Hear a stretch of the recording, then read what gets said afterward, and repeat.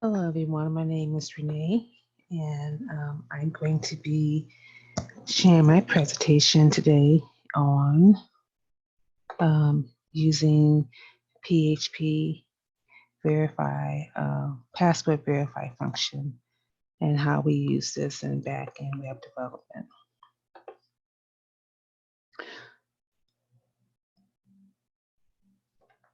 Okay, so what is a password verify function? It's a function that validates the password by matching it to a hash. It uses a method that takes the password and encrypts it into a fixed length containing random characters from a larger set, making it harder for hackers to hack into the password. The hash itself returns a string containing a lowercase hexet or a raw binary. So over here on the right is how a password verify function is written into um, code. So if you notice, there's a boolean up here. So in order to determine if a password is right, you have to have a true or false statement. Next, you want to add the function itself, password verify, and then within parentheses, you want to add your string password and your string hash. Lastly, when you add your hash, the hash itself as a salt, and this is added by adding this additional information, making it more difficult for hackers to crack your password code. Above is an example syntax that I'm going to be using. So I just wanted to show you how this is written out in PHP. Um, if you notice here, we are going to pass a variable for hash. And here's the boolean I talked about. There's the password verify function, the password itself, and the hash. And then we're going to just echo out if it's valid, what to put out, and if it's not, to echo out invalid. Before doing that, I just wanted to tell you some the reasons why we would use this function.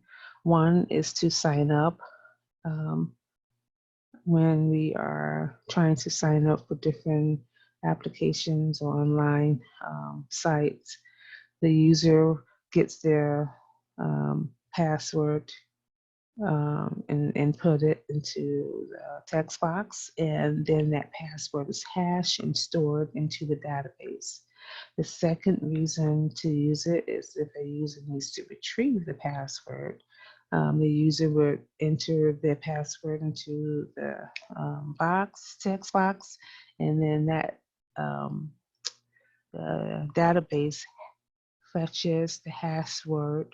The database fetches the password, and then it compares the password to the password that's stored in the database. And of course, if it matches, they get in, and if they don't, they don't. Before showing you my my code, I just wanted to cite my resources. You are welcome to go to these sources to read further on how to use the password verify function. And I'm going to be using this resource to write my code in.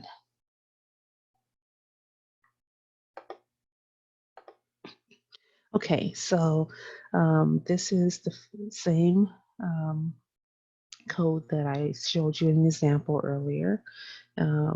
And we are going to run this to see what we get.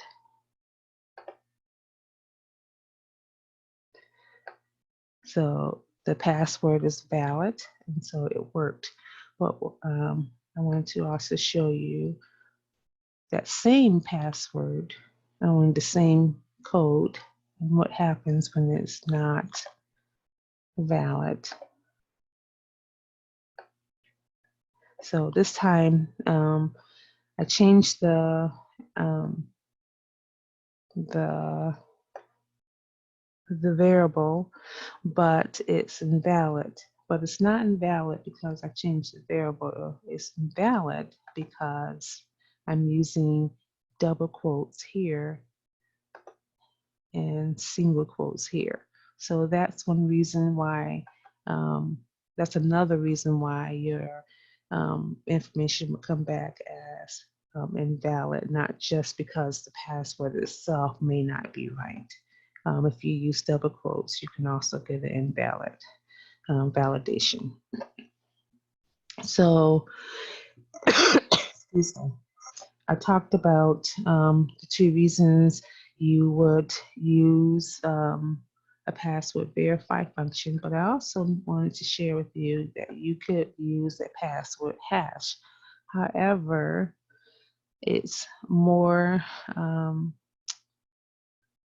it's better usage to use password verify, but I just wanted to show you how this is used using a post.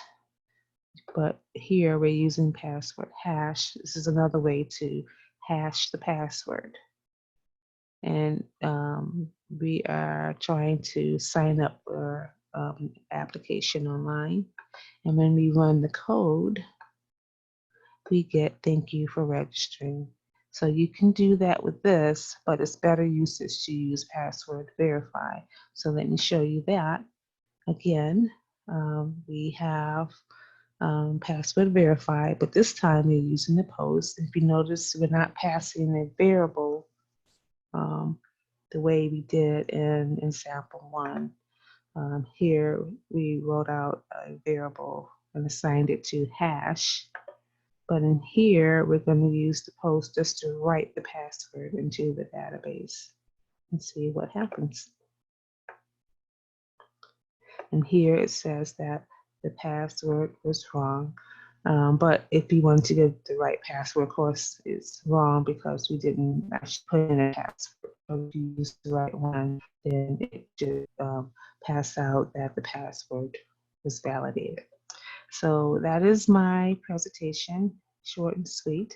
Hopefully you understood everything. And if you have any questions or statements, feel free to post those to the discussion board. And thank you for your time.